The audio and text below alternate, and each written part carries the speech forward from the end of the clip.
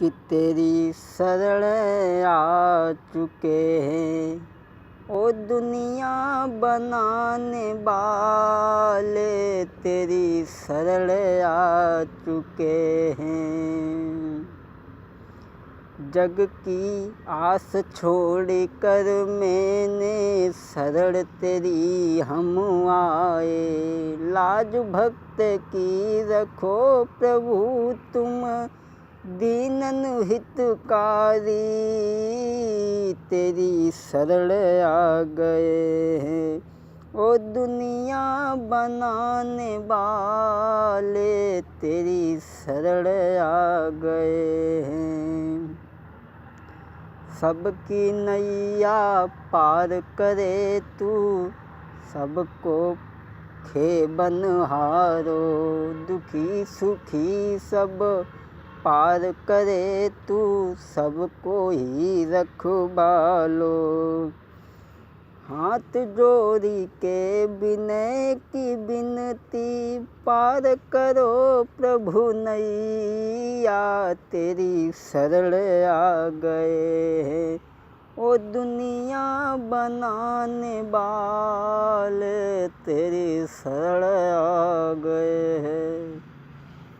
आदरणीय श्रोतागण, आज हम आप लोगों के सामने विक्रम बेताल की कहानी लेकर के चल रहे हैं। राजन,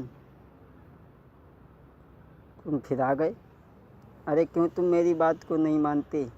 लौट जाओ अपने राज्य में, आनंद के साथ में रहो। मैं जब तक नहीं जाऊंगा, जब तक मेरा काम पूरा नहीं हो जाता, और तुम्हें मेरे साथ चलना होगा। ठीक है, मैं तुम्हारे साथ चलता हूँ, लेकिन इस यात्रा के दौरान तुम्हें मेरी एक कहानी सुननी होगी। और तुम कहानी में बीच में बोलोगे नहीं। अगर बोल दिए तो मैं अपने वृक्ष पे चला जाऊंगा।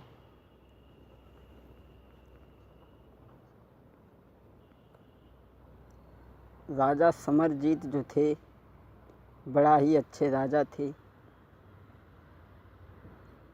और बड़ा ही अच्छे स्वभाव के थे, जो प्रजा का पालन करते थे। बड़ा ही दरिया दिल थे राजा। राज्य में उनकी जय जयकार होती थी। उनका बेटा था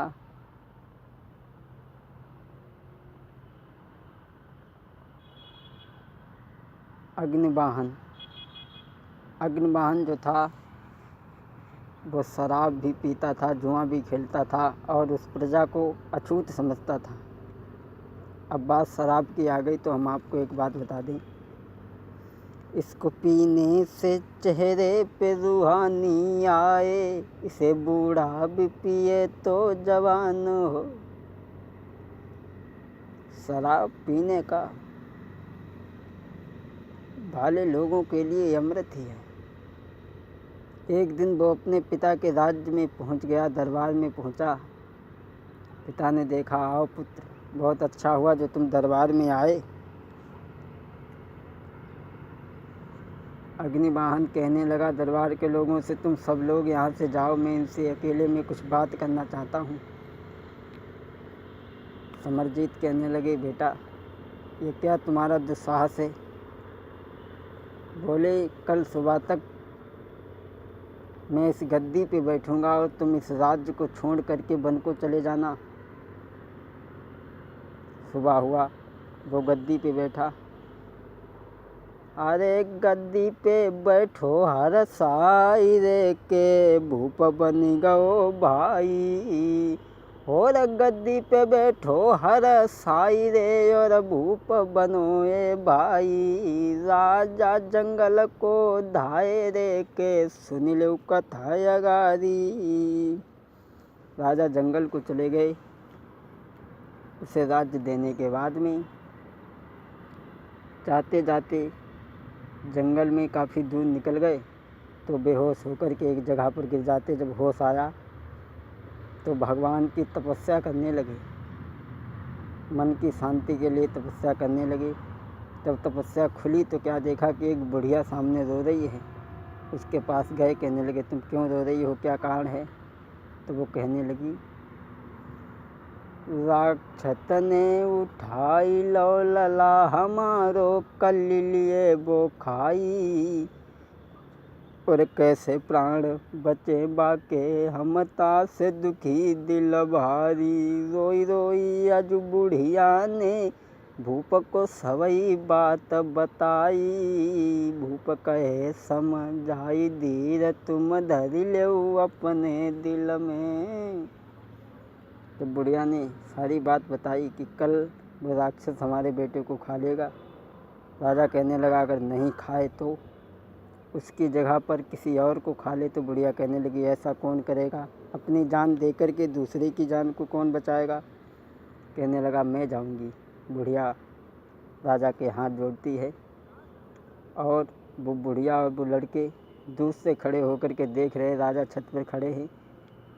राजा कहने लगे हे मैं परमात्मा, अब मैं मुक्ति चाहता हूँ। उसी समय राक्षस आया, राजा को खा लिया। विक्रम, राजा की कुर्बानी तुम्हें कैसी लगी? विक्रम कहने लगे न तो हमें राजा की कुर्बानी पसंद आई और न तो ये हमें कहानी पसंद आई। क्या एक कहानी तुम्हें पसंद नहीं आई? बोले हाँ। बोले राजा अगर अपने उस बेटे को मार देते वो तो राजा का ये धर्म था। वो तो राजा ने आत्महत्या की है अपनी मुक्ति को पाने के लिए। बेताल कहने लगा एकदम ठीक प्रश्न, तुम इतने समझदार होकर कर भी भूल जाते हो। तुमने मेरा वचन तोड़ दिया, अब मैं जा रहा हूँ वृक्ष पे। बेताल भागा। विक्रम तलवार को लेकर के आगे भागी। नहीं बेताल तुम नहीं जा सकते। पीछे पीछे भागे। वो वृक्ष पे जा कर के टंग जाता है। फिर लेकर के चलते हैं। फिर अब वो दूसरी कहानी सुनाएगा, तो दूसरी कहानी का इंतज़ार करें। वॉल्यूम नंबर 3 का, क्षमा करें। सम मोबाइल J2 में मैंने कथा सुनाई दई सब ही। और जनता की जो कछु मांगे थी, मैंने पूरी दई है कराई।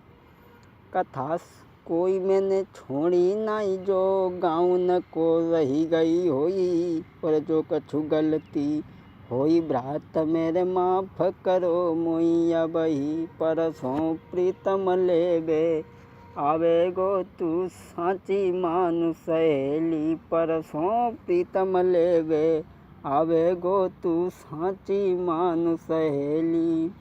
और साची मानु सहेली, बेना साची मानु सहेली। परसों